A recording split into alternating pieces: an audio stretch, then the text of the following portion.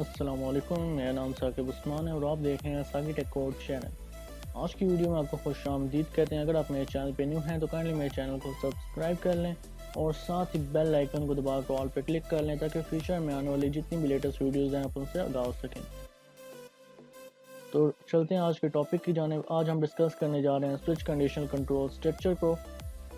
हमने इससे पहले एक और कंडीशनल कंट्रोल स्ट्रक्चर डिस्कस किया था जो कि था इफ एल्स। तो अगर आपने वो वाली वीडियो नहीं देखी, आप इफ एल्स समझना चाहते हैं तो मैं लिंक डिस्क्रिप्शन में दे दूंगा। आप उस पर क्लिक करके जितने भी हमने C plus plus tutorial for beginners के पार्ट बनाए हैं आप वो देख सकते हैं।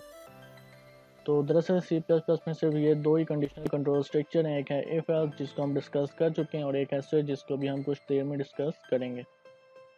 तो सबसे पहले ये भी इम्प्लीमेंटिंग पार्ट है, इसको भी आप प्रैक्टिकल तरीके से समझेंगे, लेकिन सबसे पहले हम इसका स्ट्रक्चर देख लेते हैं और फिर हम डेव ओपन करके वहाँ एक कोड इम्प्लीमेंट करके इसको मज़ीद क्लियर कर लेंगे। तो स्ट्रक्चर ऑफ सी स्विच जो है वो कुछ इस तरह का है। सबसे पहले स्विच का कीवर्ड आ जाएगा, लेकिन याद रहे कि हमेशा स्मॉल लेटर्स में जितने भी कीवर्ड्स हैं और जितने भी इस तरह के सी प्लस प्लस के जो रिजर्व नेम है ये हमारे पास स्मॉल लेटर में ही लिखे जाते हैं। तो स्विच भी एक कीवर्ड है, तो इसको हम स्मॉल लेटर में लिखेंगे। स्विच स्मॉल लेटर में लिखने के बाद उसके बाद राउंड ब्रैकेट के अंदर यहाँ कोई भी एक्सप्रेशन आ जाएगी। अब यहाँ एक्सप्रेशन भी हो सकती है या कोई नंबर इंटीजर नंबर भी हो सकता है या कोई कैरेक्टर भी हो सकता है। इधर कुछ भी डालने के बाद वहाँ पे हम ब्रैकेट लगाएंगे, कर्ली ब्रैकेट। यहाँ से हम स्विच जो प्रोग्राम है इसका आगाज़ करेंगे। सबसे पहले हम केस लिखते हैं। केस के बाद हम इधर जो भी आंसर आता है इस एक्सप्रेशन या इस नंबर के अंदर जो भी हमने सेव किया हुआ है वो हम इधर आंसर लिख देते हैं। आंसर लिखने के बाद नीचे हम वो कोड एग्जीक्यूट करते हैं कि जब ये वाला जो एक्सप्रेशन है या इसके अंदर कोई भी जो इंटीजर या कैरेक्टर सेव है वो इस रिजल्ट से अगर मैच हो जाए, मतलब कि रिजल्ट वन और ये एक्सप्रेशन जो है आपस में इक्वल हो जाए इन दोनों के आंसर, तो हमारे पास ये जो बॉडी हम इसके अंदर लिखेंगे इस रिजल्ट वन के अंदर बॉडी ऑफ प्रोग्राम की जगह कोई भी स्टेटमेंट या कोई भी कोड एग्जीक्यूट लिखेंगे वो एग्जीक्यूट हो जाएगा। एंड पे हमारे पास ब्रेक स्टेटमेंट आ जाती है। ब्रेक स्टेटमेंट किस लिए आती है इसका मैं आपको Dev C plus plus open करके वहाँ प्रैक्टिकल तरीके से ही समझाऊंगा। इसी तरह नेक्स्ट केस हम जो लिखते हैं वो भी सेम टू सेम इसी तरह है कि हम इधर सेकंड रिजल्ट जो इस एक्सप्रेशन या इसके अंदर जो सेव है हम वो लिखते हैं, और अगर ये रिजल्ट और ये एक्सप्रेशन या इसके अंदर जो भी सेव है वो अगर मैच हो जाता है तो हमारे पास जो इधर कोड लिखा होगा वो एग्जीक्यूट हो जाएगा और एंड पे हमारे पास ब्रेक स्टेटमेंट लाजमी आ जाएगी। या लाजमी नहीं है, आपकी मर्ज़ी है, लेकिन हम इसको डिस्कस करेंगे Dev C plus plus open करके। सारे केस लिखने के बाद एंड पे एक स्टेटमेंट आती है डिफ़ॉल्ट स्टेटमेंट। ये जैसे नाम से वाज़ेह हो रहा है डिफ़ॉल्ट। तो ये कब एग्जीक्यूट होगी, जब ये हमने जितने भी केस ऊपर लिखे होंगे, चाहे वो 5 केस हैं 10 हैं जितने भी केस हैं, वो उनमें से अगर कोई भी केस एग्जीक्यूट नहीं होता तो हमारे पास ये डिफ़ॉल्ट जो स्टेटमेंट है ये एग्जीक्यूट हो जाएगी। अब इसके अंदर हम कोई भी स्टेटमेंट या कोई भी कोड इम्प्लीमेंट कर सकते हैं, लेकिन ये एग्जीक्यूट कब होगी, जब जितने भी केस हमने ऊपर लिखे हैं ये एग्जीक्यूट ना हो तो। और एंड पे इसी तरह कर्ली ब्रैकेट डाल के हमने इधर स्विच के जो है लूप इसको हमने क्लोज कर देंगे। तो इसको एक एग्जांपल से देख लेते हैं, फिर डेव पे भी इम्प्लीमेंट करते हैं। फॉर एग्जांपल ये हमारे पास एक छोटा सा प्रोग्राम है। अब इसमें क्या किया गया है कि एक इंटीजर है जिस वेरिएबल आई क्रिएट किया है, उसके अंदर हमने सेव करवा दिया वैल्यू 2। अब आई के अंदर वैल्यू 2 सेव है। इधर हमने स्विच का कीवर्ड लगाया है। स्विच मतलब कि जो स्विच कंडीशनल कंट्रोल स्ट्रक्चर है वो यहाँ से स्टार्ट होगा। अब इधर एक्सप्रेशन लिखते हैं। आपने इधर देखा है जो हम स्ट्रक्चर में इधर स्विच के बाद एक्सप्रेशन या कोई भी इंटीजर या कैरेक्टर आ जाता है। अब आई है, इधर हमने अभी आई लिख दिया। अब आई के अंदर क्या सेव है 2। अब इधर देखें आप केस 1। अब 1 क्या रिजल्ट है। अब रिजल्ट अगर 1 होगा मतलब कि आई के अंदर अगर 1 सेव होगा तो हमारे पास ये स्टेटमेंट प्रिंट हो जाएगी केस 1 और आखिर में ब्रेक।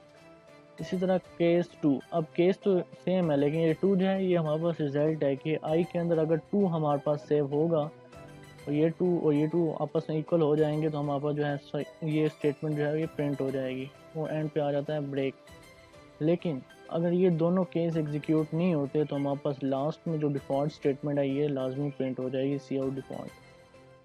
तो फॉर एग्जांपल इस केस में इसका क्या रिजल्ट आएगा, इसमें तो हमारे पास आई के अंदर 2 सेव है तो 2 आंसर के तो किसके साथ मैच करेगा, ये इसके साथ मैच हो जाएगा ना, क्योंकि इधर भी 2 लिखा हुआ है।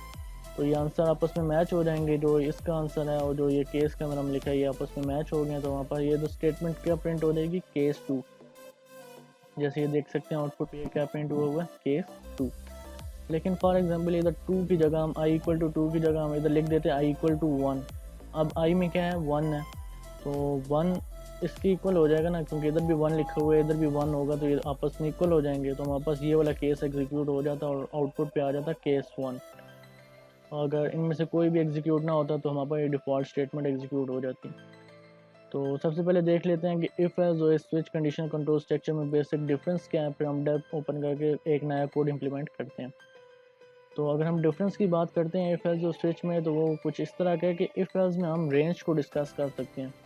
फॉर एग्जांपल हम इफ़ में लिख देते हैं कि जो नंबर है हमारे पास ग्रेटर देन 50 हो या फिर नंबर लेस देन 30 हो, तो हमारे पास जो इधर कोड लिखा हुआ है ये एग्जीक्यूट हो जाए।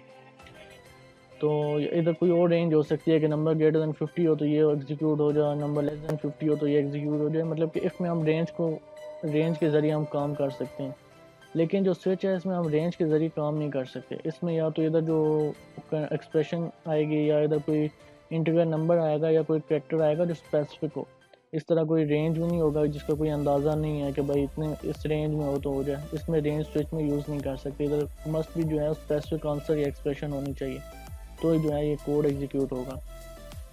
तो ये बेसिक डिफरेंस था इफ़ एल्स और स्विच के बारे में। अब हम डेव ओपन करके एक नया कोड इंप्लीमेंट कर लेते हैं। तो मैं जल्दी से डेव ओपन कर लेता हूँ। तो मैं इधर डेव ओपन कर चुका हूँ। इधर अभी जो हम कोड इंप्लीमेंट करेंगे उसकी स्टेटमेंट ये है। अब इस स्टेटमेंट में क्या लिखा हुआ है कि take integer number from user जिसकी रेंज क्या है 1 to 7 and show the corresponding weekday name. मतलब कि अगर यूज़र इंटर करता है, मतलब कि यूज़र जो अगर 1 देगा तो हमारे पास वीक का कौन सा नेम प्रिंट हो जाएगा, मंडे। इस तरह अगर यूज़र 5 इंटर करता है तो हमने फ्राइडे प्रिंट करवाना है। इसी तरह अगर यूज़र 7 इंटर करता है तो हमने संडे प्रिंट करवाना है। मतलब कि 1 to 7 जितने नंबर हैं उनके करस्पॉन्डिंग हमने वीक के जो डे हैं उनके नेम प्रिंट करवाने हैं। अब फॉर एग्जांपल इधर से हम कोड लिखते हैं। सबसे पहले हम लाइब्रेरी इंटर करवाते हैं हैश इंक्लूड।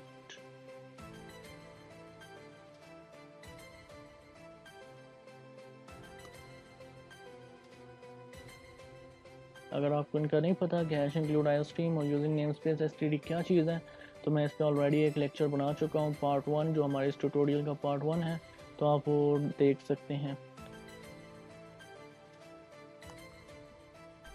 तो सबसे पहले हम क्या करते हैं कि इधर एक वेरिएबल क्रिएट कर लेते हैं, उसको यूज़र से इंटर करवा लेते हैं। क्योंकि पहला पार्ट अगर हम देखें तो क्या है, take integer number from user.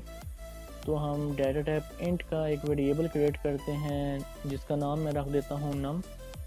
इसको यूज़र से इंटर करवा लेते हैं। तो यूज़र को जो स्टेटमेंट शो होगी वो ये होगी कि इनपुट आ नंबर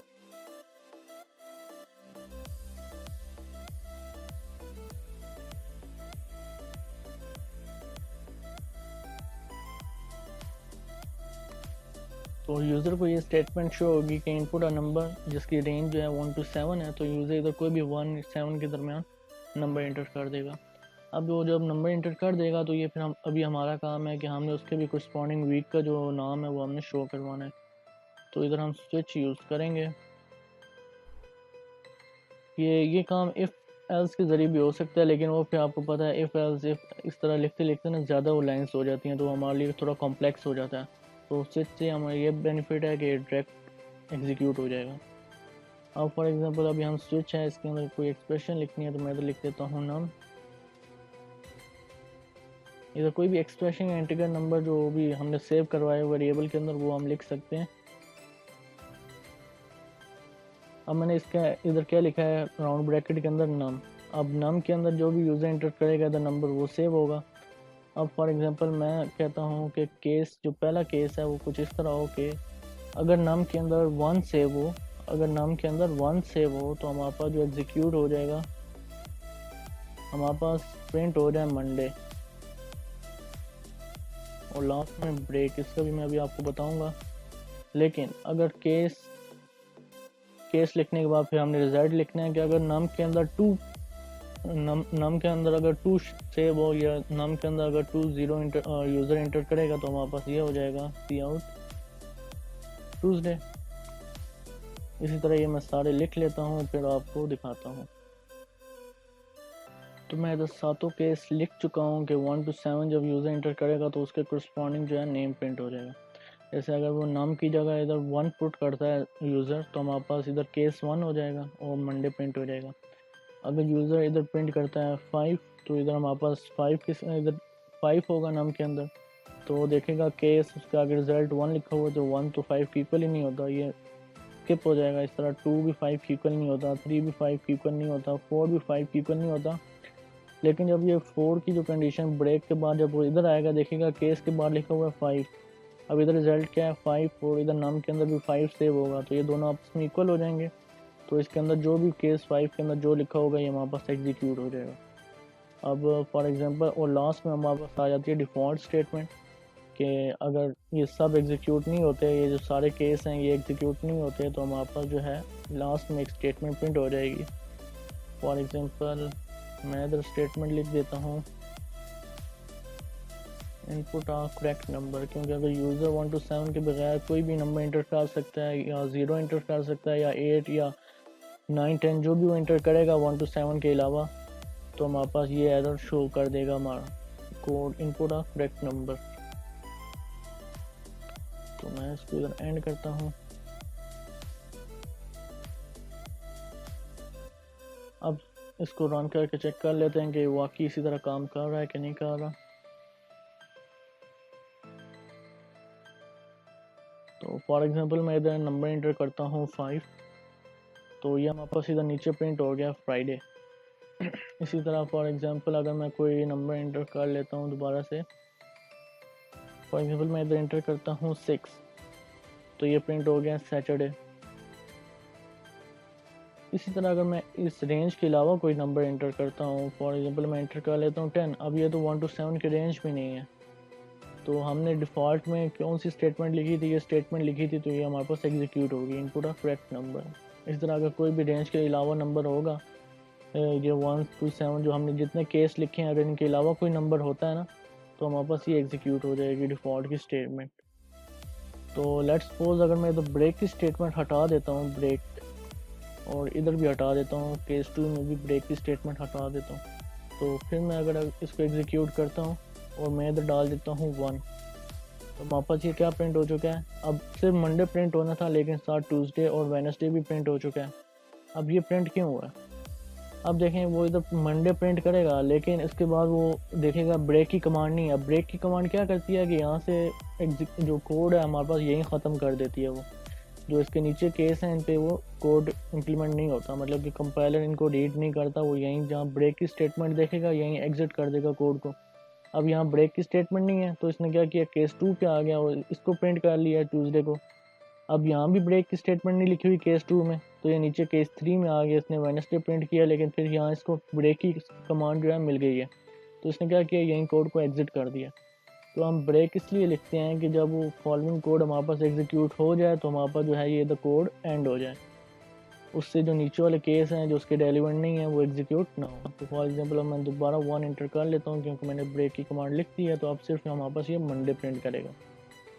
तो ये स्विच का थोड़ा सा काम था कि स्विच जो है इधर स्विच के बाद जो राउंड ब्रैकेट है इसमें कोई एक्सप्रेशन इंटीजर या कोई कैरेक्टर आ जाता है जिसमें आपने वैल्यू सेव की हुई है। तो मैंने नम में सेव की हुई है सीन नम, तो इधर मैंने नम लिख के और नीचे केस बनाए हुए हैं कि अगर नम के अंदर 1 है तो हमारे पास ये एग्जीक्यूट हो जाए, अगर इधर नम के अंदर 2 है तो हमारे पास ये एग्जीक्यूट हो जाए। इस तरह हमने फॉलोइंग को ये कोड इम्प्लीमेंट कर लिया है कि take integer number from user and show the corresponding week day name.